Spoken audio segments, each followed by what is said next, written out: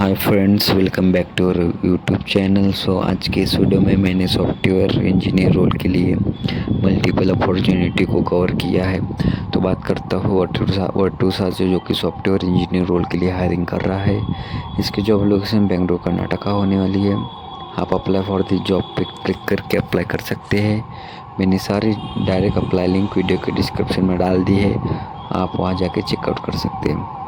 Okay, फिर आते हैं नेक्स्ट पेज, जो कि है Syntexa is hiring for the associate software engineer role.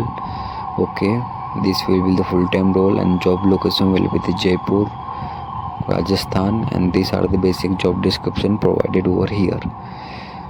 Moving forward with the next, which is the NVIDIA is hiring for the former verification engineer role. Here the 2026 batch is eligible for this opportunity. Job location will be the Gurgaon and Bangalore, Karnataka. Click on the apply button for applying this opportunity. Thank you so much for watching the video till now.